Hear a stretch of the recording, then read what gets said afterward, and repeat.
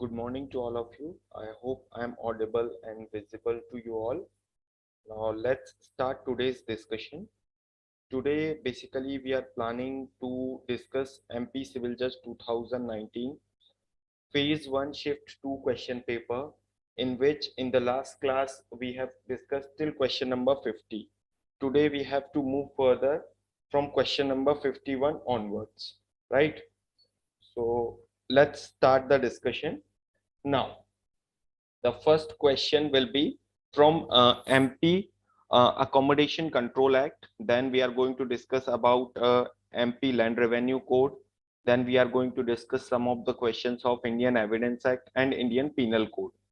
If you haven't subscribed to our channel till now, please go and subscribe the channel and don't forget to press the bell icon. So whenever me or any of our faculty members are coming live, you will get the notification of the same.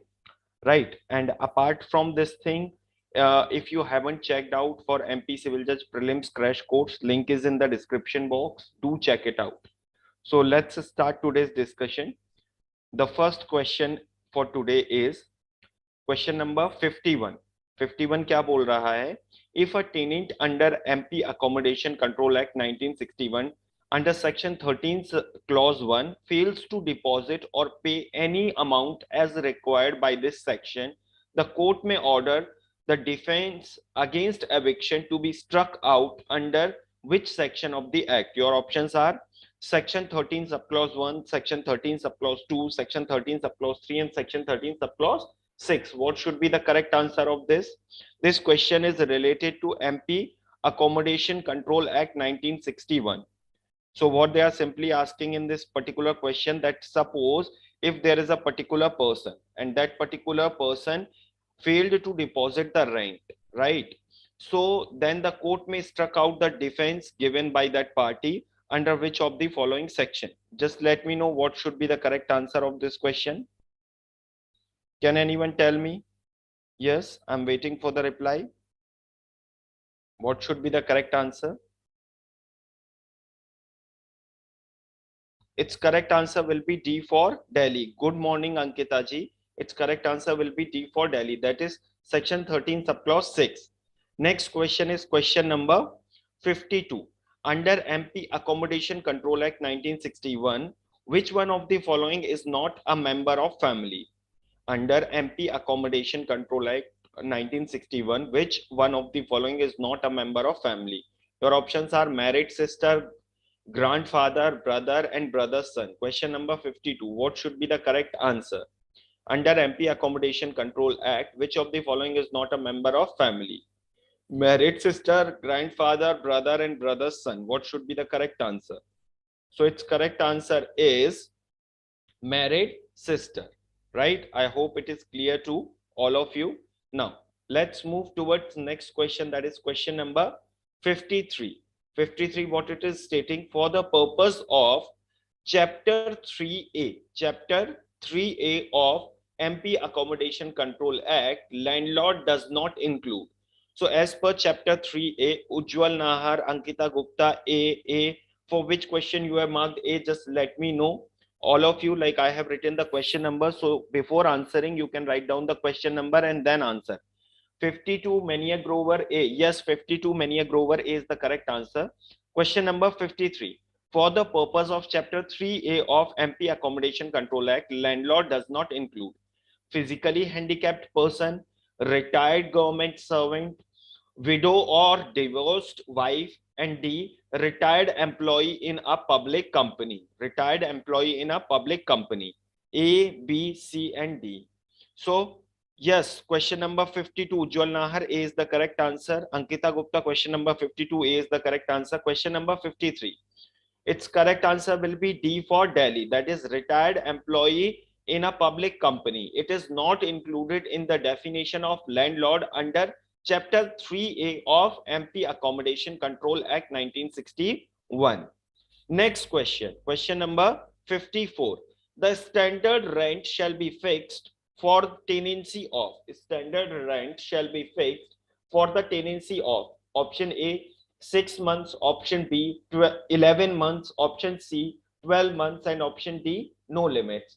Option A 6 months, option B 11 months, option C 12 months, and option D no limit. So what should be the correct answer for question number 54? Yes, question number 54. What should be the correct answer? Standard rent for tenancy has to be fixed for. Its correct answer will be C for Calcutta. That is 12 months. So the rent can be fixed for 12 months, right? 12 months is the correct answer. Do not get confused between 11 and 12 months. Yes, many a grower, Ujjwal Naharji, 54C is the correct answer. 55. A revision against the final order passed by the controlling authority on application submitted by the retired government servant for eviction of his tenant on the ground of bona fide requirement shall be presented to.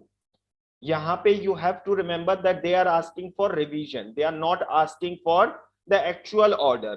A revision against the final order passed by rent controlling authority on an application submitted by a retired government servant for eviction of his tenant on the ground of bona fide requirement shall be presented to A. High Court, B. the Court of District Judge, C. the Court of Civil Judge, and D. Commissioner. What should be the correct answer? High Court, Court of District Judge, Court of Civil Judge, and Commissioner. 55. Its correct answer will be A for Ahmedabad, that is the High Court. So, in case of an order passed by rent controlling authority regarding the application made by the retired government servant for eviction of his tenant, so the revision of such order of rent controlling authority can be done by the High Court. Question number 56. Question number 56. Now 55A. Yes, 55 Viniji A is the correct answer. 55C Mania Grover C is not the correct answer. Its correct answer is High Court. Right? 56. This particular question is from MP Land Revenue Code.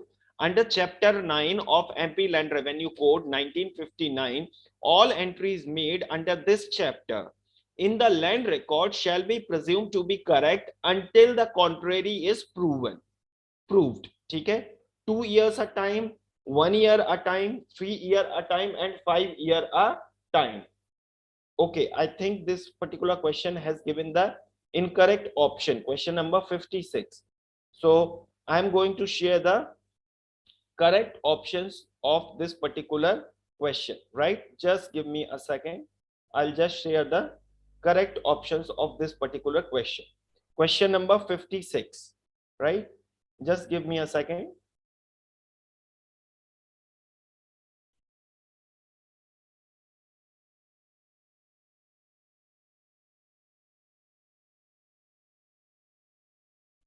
Just for a second. Question number 56, right?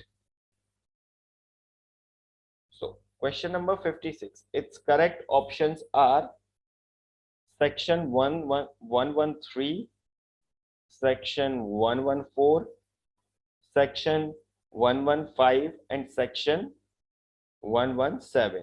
So under Chapter 9 of MP Land Revenue Code 1959, all the entries made under this chapter in the land record shall be presumed to be correct until the contrary is proved. This particular thing is stated in which of the following section? Your options are section 113, section 114, section 115, and section 117. So question number 56, its correct answer will be D, that is section 117. So you have to remember that this particular section, that is section 117, simply states that all the entries made in the MP Land Revenue Code shall be deemed to be correct until the contrary is proven. Question number 57. 56, yes, Viniji, D is the correct answer. 57. Ankita Gupta, D is the correct answer. Ujjwal Nahar, D is the correct answer. Good, all of you. 57. Agricultural land by Bhumiswami may lease for a period of. Agricultural land by a Bhumiswami may lease for a period of A. 2 years a time, B. 1 year a time, C. 3 year a time, and D. 5 years a time. Under MP Land Revenue Code, agricultural land by Bhumiswami may lease for a period of 2 years a time, 1 year a time, 3 year a time, and 5 year a time. Question number 57. Its correct answer is D, that is 5 years a time.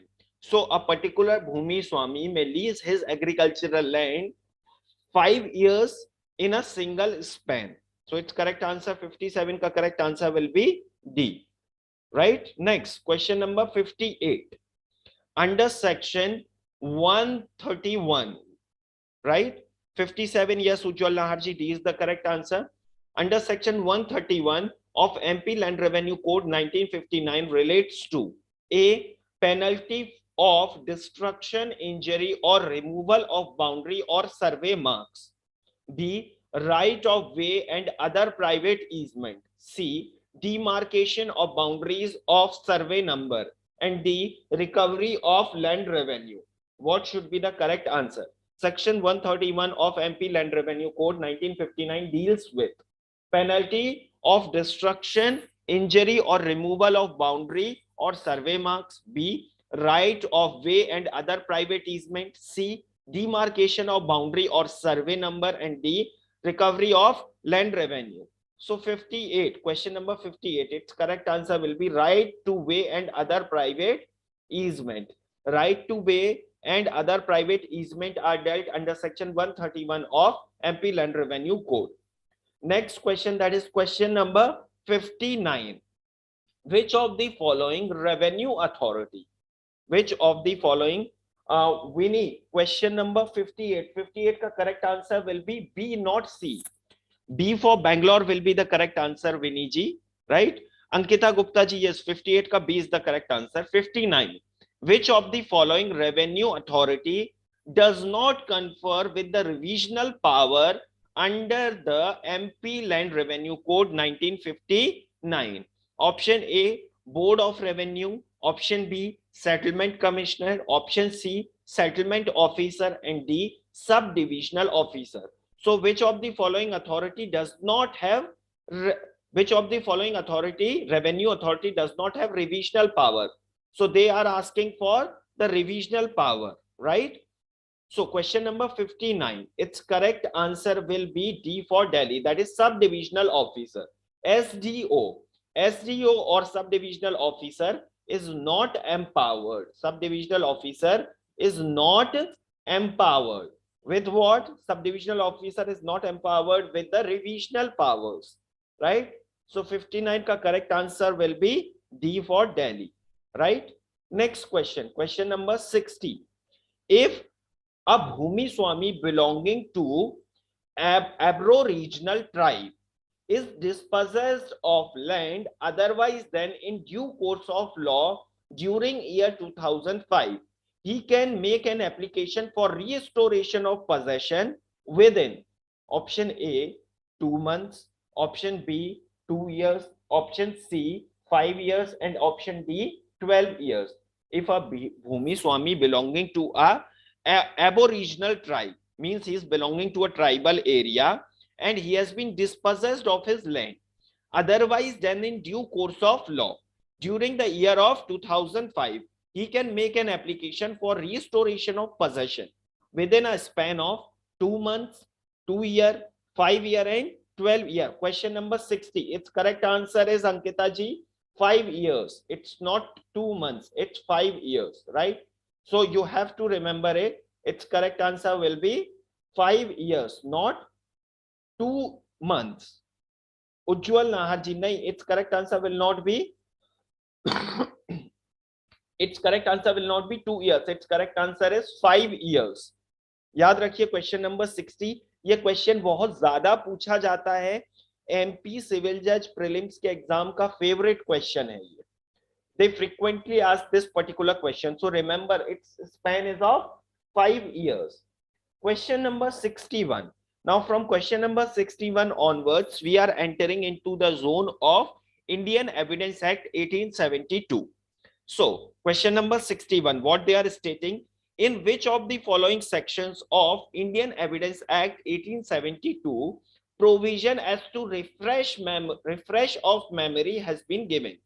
Provision as to refresh of memory of witness is given. provision as to refresh of memory of witnesses given under which section? So what should be the correct answer for this? Can anyone tell me? Question number 61. Yes, its correct answer is C, that is section 159. So if we are going to deal with section 159, it simply states the refresh of memory of witness. Yes. Question number 62. What minimum number of witnesses are required to prove the offense of dacoity in a trial?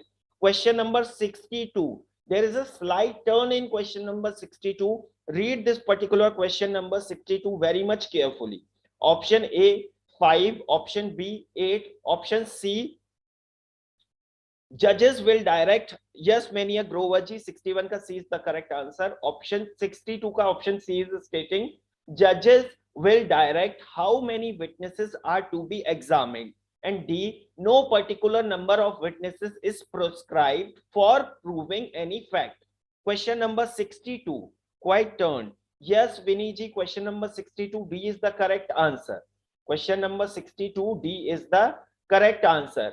Now, what you have to do, you have to understand, like if we are going to follow section 134 of your Indian Evidence Act, section 134 of Indian Evidence Act, it simply states that no particular number of witnesses are required to prove a particular fact, right?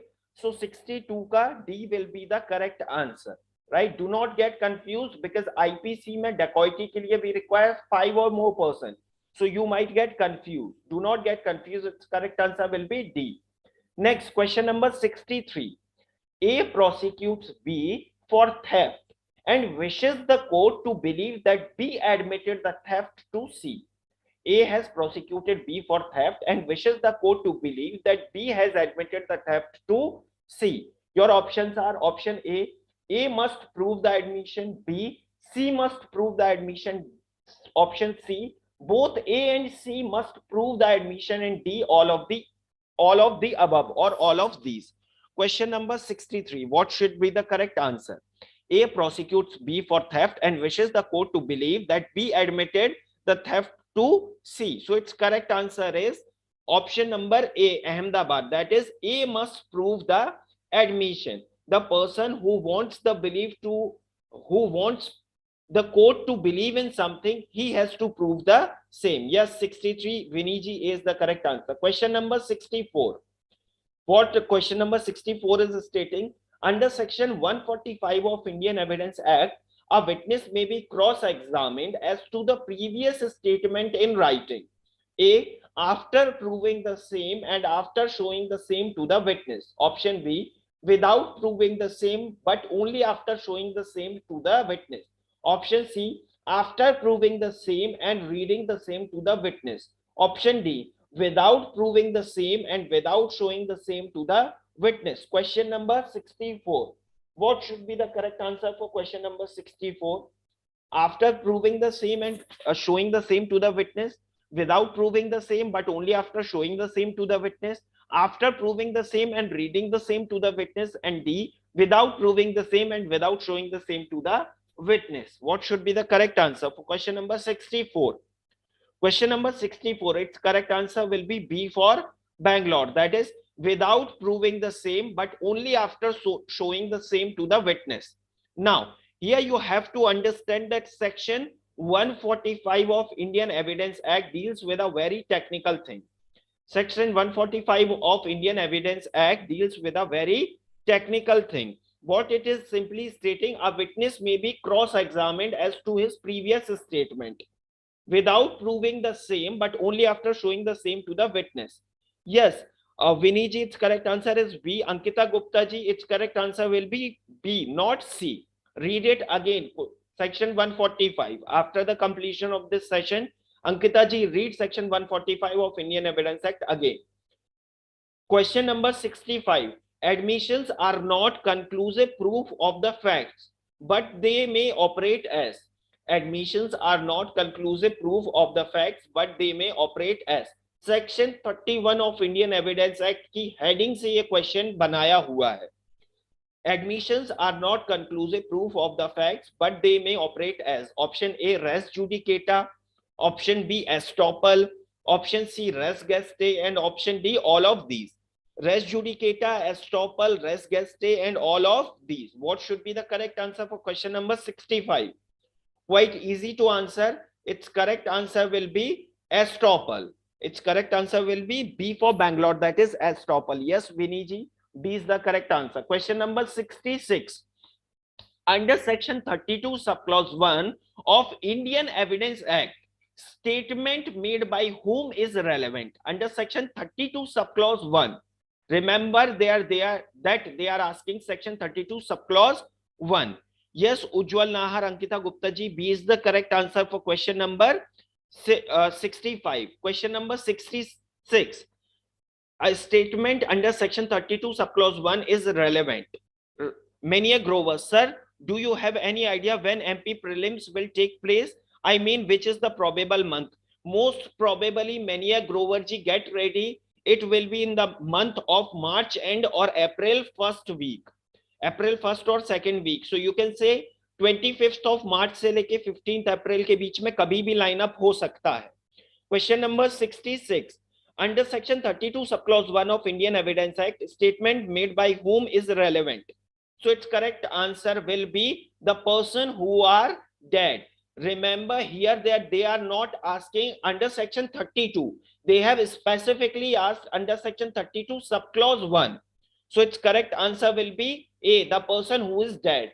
Section 32 subclause 1 is talking about the dying declaration. So dying declaration can be made by a person who is dead. So his statement will be relevant.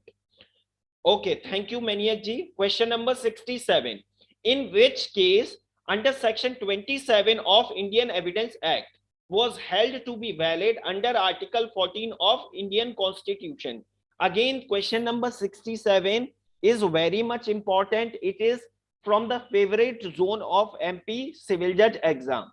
In which case, section 27 of Indian Evidence Act was held to be valid under Article 14 of Indian Constitution. Option A, Ashok Kumar versus State of UP. Option B, Nathu versus State of UP. Option C, State of UP versus Deoman Uppadhyay. And option D, Muhammad Inayatullah versus State of Maharashtra.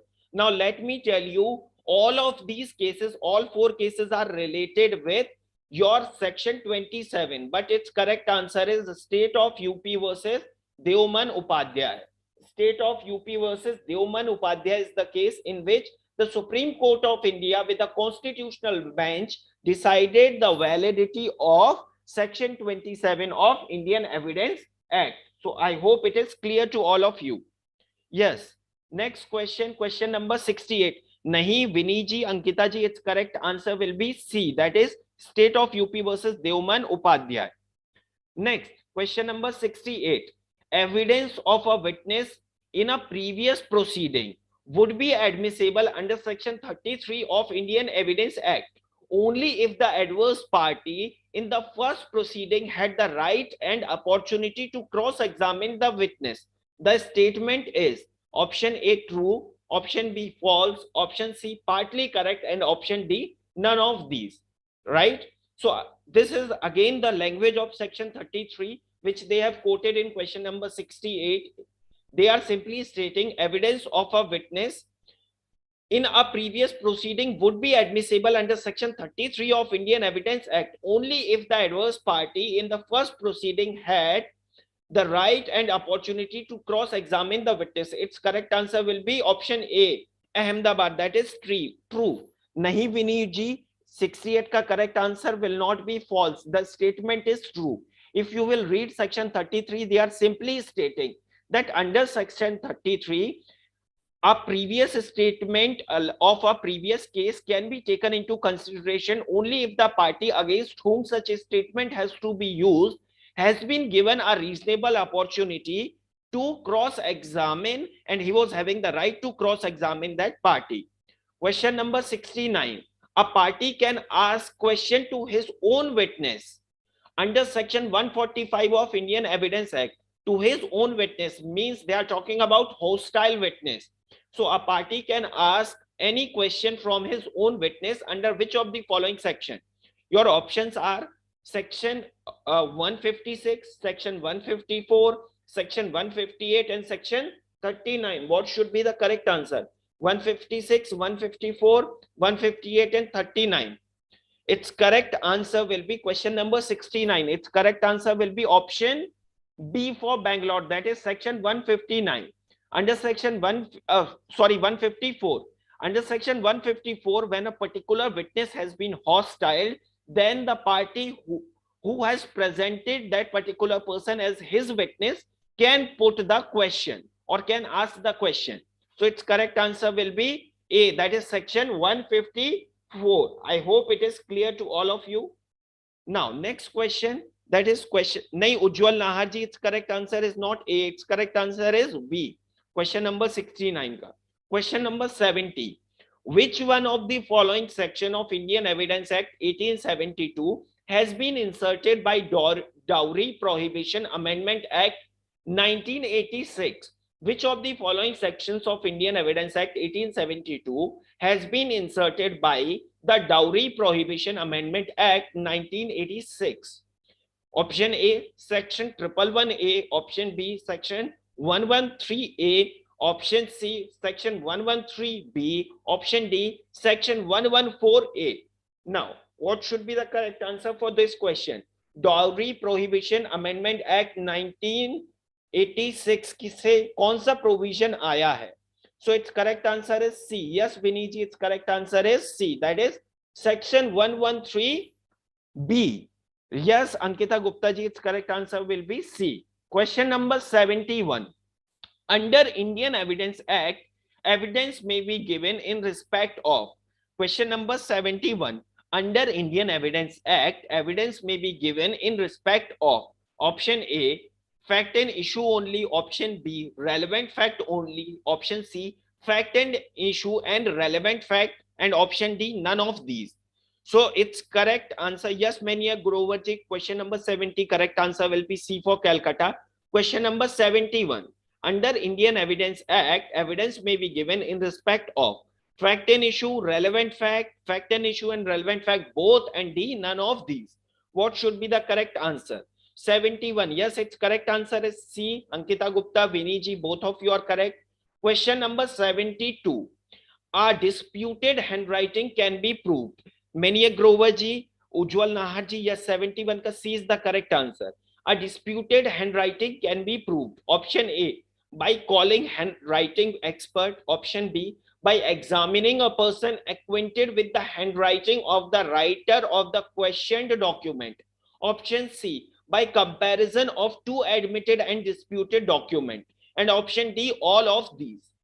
Option A, by calling handwriting expert. Option B, by examining a person acquainted with the handwriting of the writer of the question document. Option C, by comparison of two admitted and disputed document. Option D, all of these. Question number 72. Its correct answer is D, all of these. Yes, Ankita Gupta ji, Vinny ji, all of you are correct. Remember that opinion of an expert is relevant under section 45.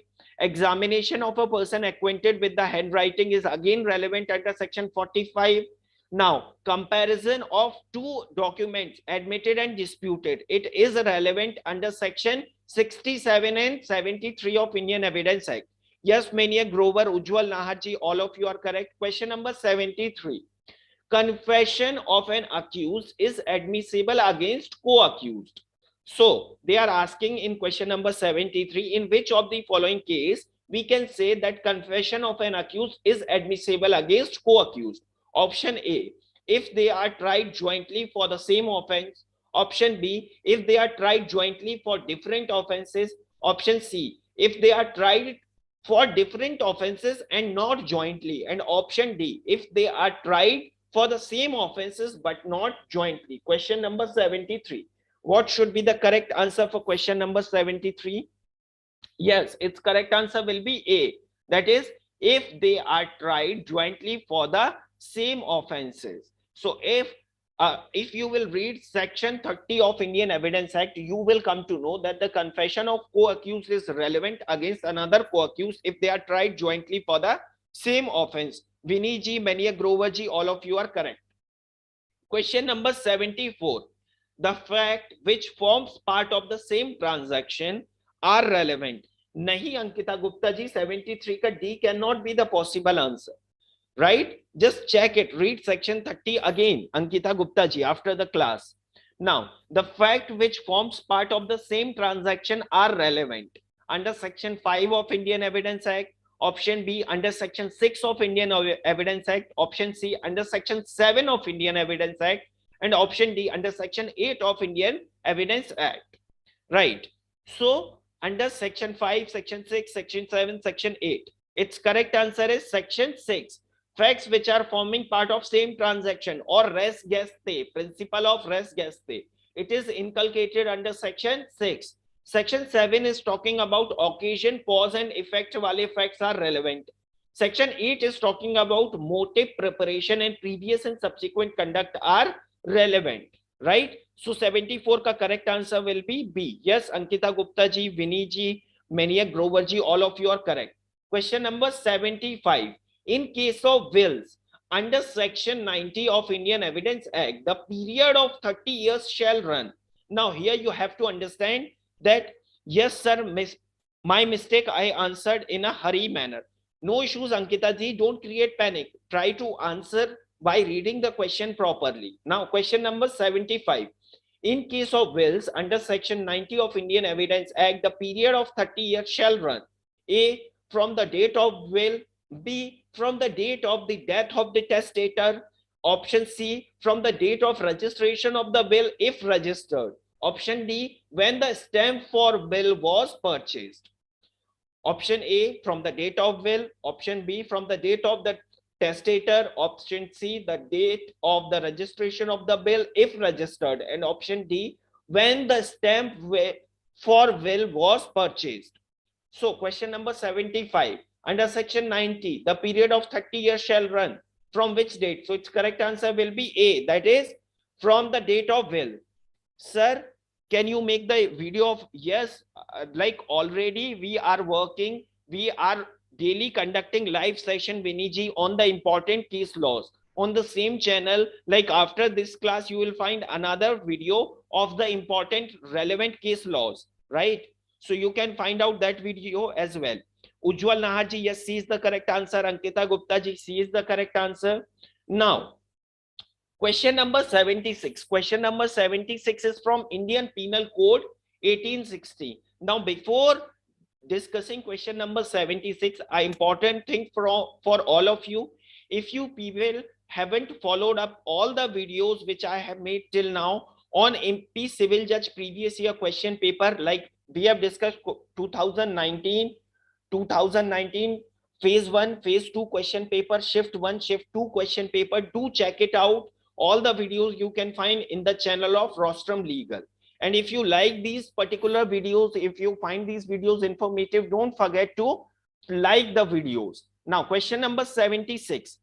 Sir, please answer 76 again. I haven't answered 76 till now. Ujjwal Nahar ji, I am reading.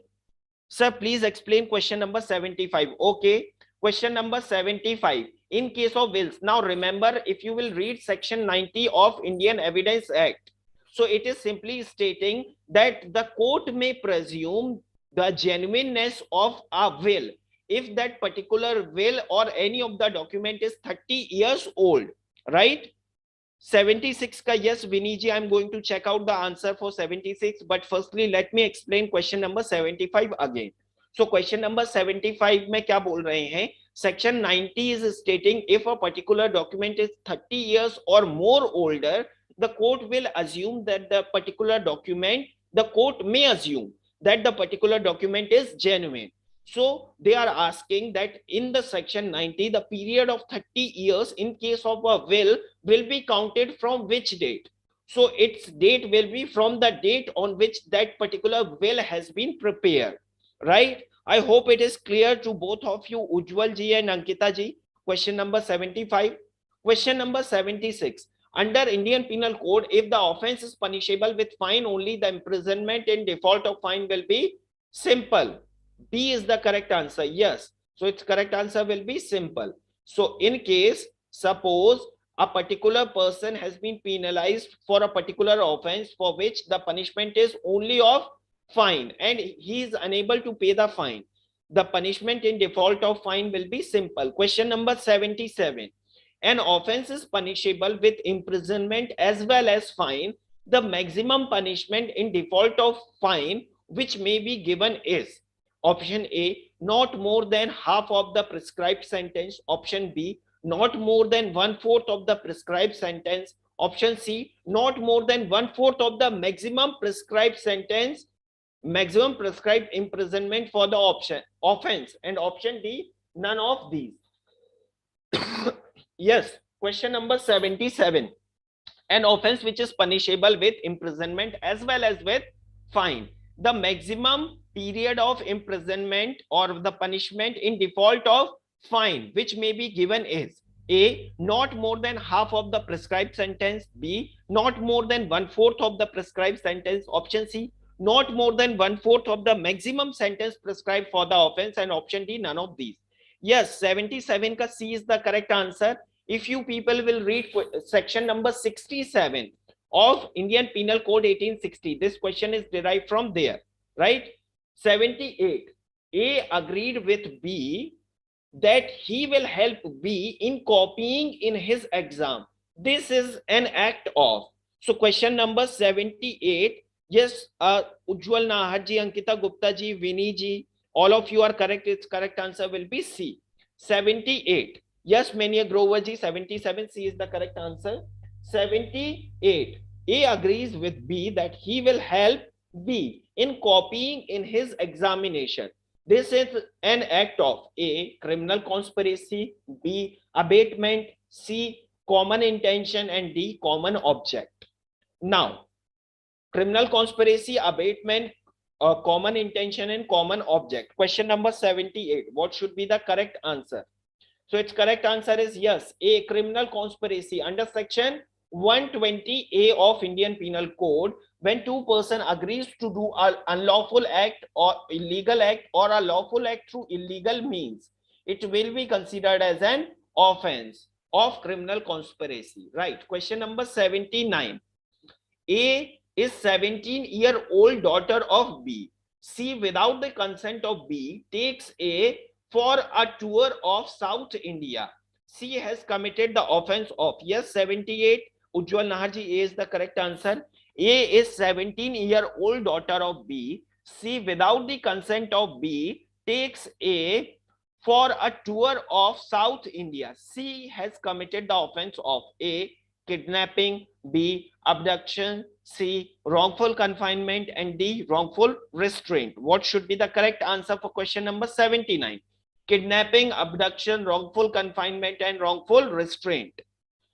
79. Yes, A, kidnapping is the correct answer. A, kidnapping is the correct answer. Vinny ji, you are correct. Next question.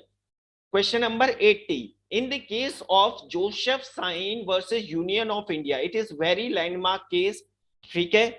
Yes, Mania Grover, Ankita Gupta ji. Mania Grover ji, you are correct. Ankita Gupta ji, it is not abduction, it's kidnapping. Read section 369 and 370 of Indian Penal Code for better idea. In the case of Joseph Sain versus Union of India, Supreme Court of India declared which section of I.P.C. ultra vires. Ultra vires means beyond the limit, means unconstitutional. Option A, section 494. Option B, section 495. Option C, section 498. And option D, section 497. Yes, Vinny ji, Ankita ji, Mania, Grover ji, all of you are correct. Its correct answer will be section 497. So section 497 of Indian Penal Code, which is defining the offense of adultery, has been declared unconstitutional or ultra vires in the case of Joseph Sain versus Union of India. So that is it for the day. Tomorrow we are going to meet up with question number 81 onwards. ठीक है? 81 से लेके 110 तक we are going to discuss. If you found this particular video informative, if you found these previous year practice question paper relevant for you, don't forget to like the video, drop the comment that we are performing good things so that we can motivate ourselves to do more. to come up with more of such question papers for you people in future as well, right? Because your comments and your likes motivates us to work hard, right? And if you people haven't checked out MP Civil Judge Prelims Crash Course, link is in the description box. Thank you, Ankita Gupta ji. Do check it out. And in this particular prelims crash course, you will find 10 plus mocks, recorded video lectures, one-on-one mentoring and doubt clearing sessions. So don't forget to follow up that. मिलते हैं next class में कुछ और नई discussions के साथ. Thank you Vini ji. See you all tomorrow. Same time, same place. Take care. Bye bye. Thank you many.